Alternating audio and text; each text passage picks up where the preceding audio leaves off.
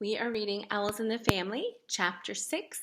So please get your books ready and open to Chapter 6, and you can follow along with me. Chapter 6. On the day school closed for the summer, the Tea Eaton department store announced it was going to sponsor a pet parade for 2 weeks later, and there were going to be prizes for the most interesting pets and the best displays. Bruce was the first of our gang to hear about it, and he came right over to my house to tell Murray and me. "Hey," said Bruce, after he had told us all he knew. "With the animals we got, we could win a dozen prizes. What about it?" Murray and I didn't need much convincing. We spent the next couple of days planning what we'd do. First, we decided to hitch Mutt and Rex to my old express wagon. We could fix it up with colored cardboard and stuff so it looked like a circus wagon. We planned to put an old fur muff of my mother's around Mutt's neck to make him look like a lion. And we were going to paint black stripes on Rex so he would look like a zebra. Then we decided to build a circus cage on the wagon and fill it with different kinds of gophers. Finally, we decided to have the owls riding on top of the cage, all dressed up in dolls' clothes. I wonder how they liked that. We had 2 weeks to get things ready, and we really worked. First, we built the circus cage, and when we were finished, it looked just like the real ones that used to come to Saskatoon with the Bailey Brothers Circus every summer. Ours wasn't as strong, though, because the sides were only cardboard, painted red and blue and yellow. And instead of iron bars, we used chicken wire to keep the gophers from getting out. When it was finished, we made a hike out to the bluffs near the exhibition grounds because it was a good place to find wood gophers. We caught 6 of them.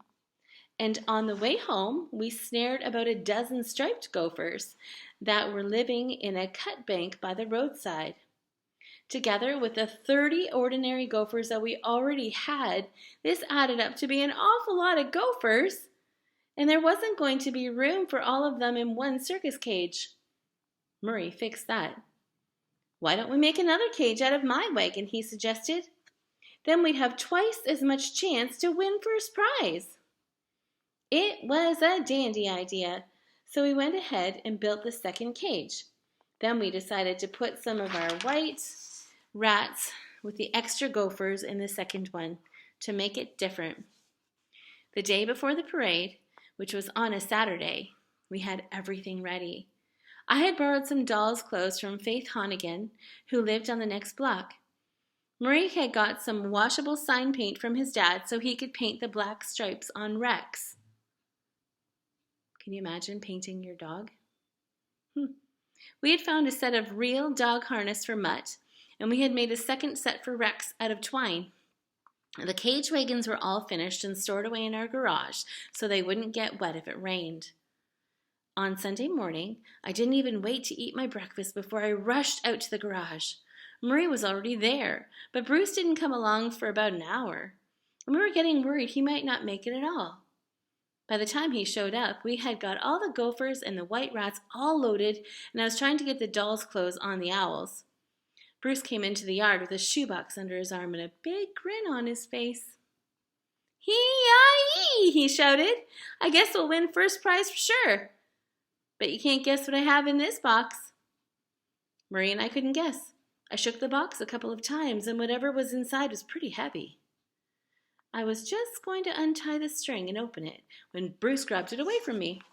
"No, sir," he said. "Don't you do that. We might never catch this critter again." "Aw, come on," I begged him. "What you got in there anyway? Come on, Brucey, you have to tell us." I wonder what's in there. These boys seem to catch all kinds of things. No idea. Do you guys know? Let's find out. "Don't have to, don't aim to," Bruce said. "Just you wait and see." Marie and I pretended we didn't care what he had in his shoebox anyways. I went back to putting the dolls' clothes on the owls, and it wasn't easy. We just stood there and whimpered while I pulled a pink dress over his head and pinned a floppy hat on him. Pinned a hat on him? I wonder what he pinned it to. But Wool took one look at the sailor suit I had for him, and he rumpled himself up into a ball and began to clack his beak and hiss. It took 2 of us to hold him down while we got him dressed, and by the time we were finished, he was in a terrible temper.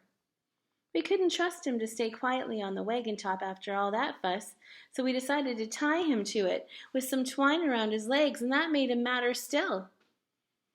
While Bruce and I were working on the owls, Murray was trying to paint the stripes on Rex. Rex didn't like it, and there was about as much black paint on Murray as on the dog.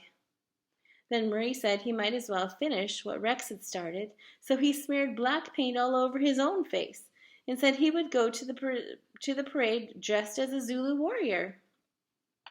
Just before we were ready to start for downtown, Bruce took a paintbrush and painted some words on the shoebox.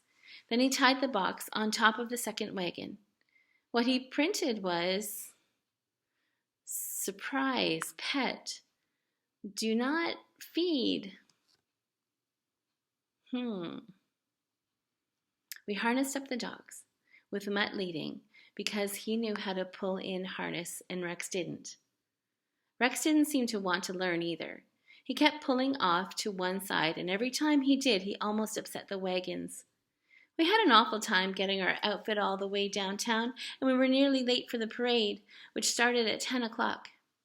One thing, though, by the time we did get there, old Rex was just about worn out, and he had stopped acting like a bucking bronco. The parade formed in front of the Carnegie Public Library, and then it was supposed to go about 6 blocks to the T. Eaton store, where the judge's stand was. Seems like 1,000,000 kids were there, with every kind of pet you ever saw. One little boy, about 5 years old, was leading a Clydesdale horse as big as an elephant, and the horse had "baby" on the blanket that it was wearing. If that thing was a baby, I hope to eat it. That is a very strange expression. There were a lot of goats, and it was a hot day, and you could smell goats all over Saskatoon. Some of the girls were wheeling cats along in little baby carriages, and the cats were wearing silly hats that were pinned down under lacy covers. Some of them were yowling fit to scare the dead. There were more dogs than you could shake a stick at. Every kind of dog you ever heard about, and a lot of kinds that nobody had ever heard about. Right in the middle of the parade was a boy leading a pet skunk on a string.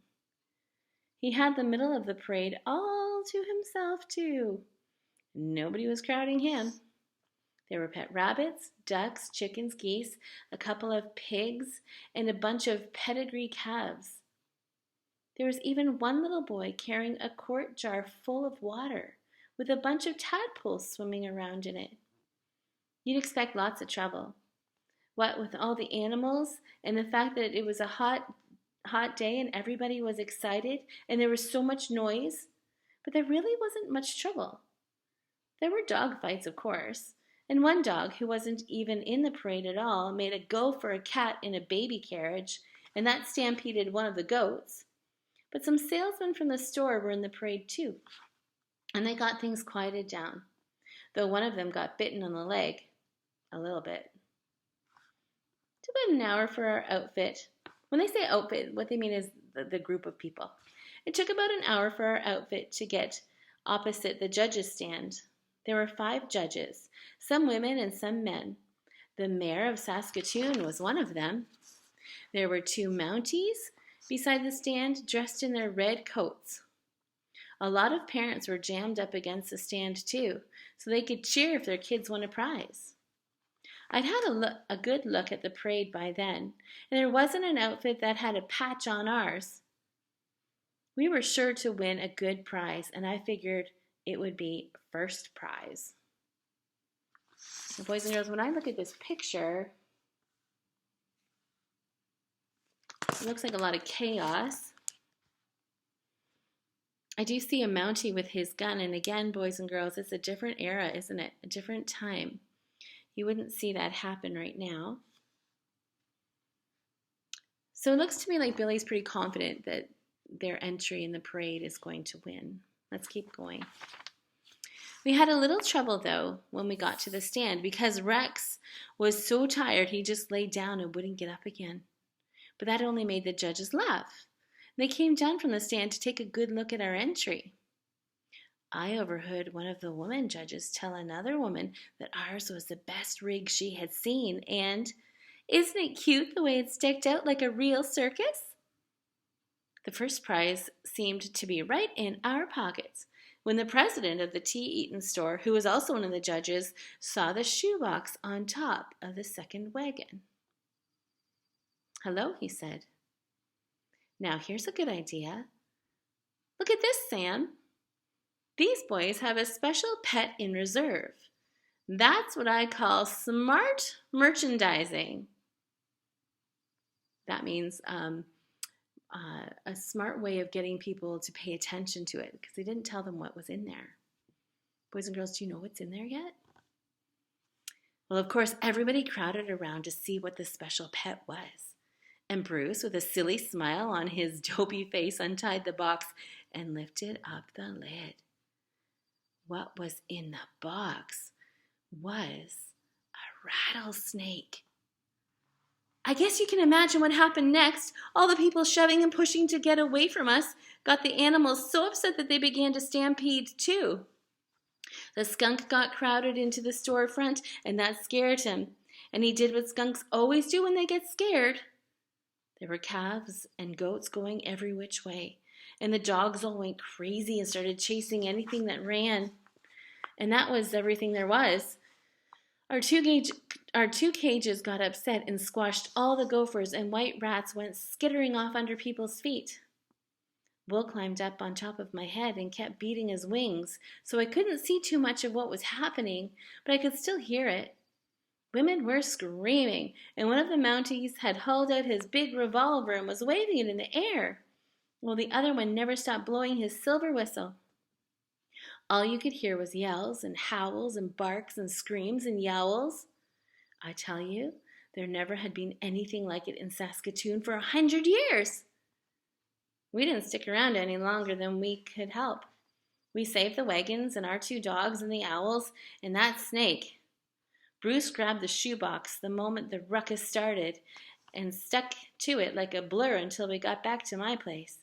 "Gee," he said, as we were getting a drink from our garden hose, "if I'd lost that old snake, I'd have got my britches tanned from here to Mexico. It belongs to our hired man, and it's been his pet for 15 years, ever since he was a cowboy down in Cypress Hills. It's so old it hasn't any teeth, nor poison either, but he sure is fond of it all the same. It sleeps right with him in his bunk." I still think we should have won first prize. The end.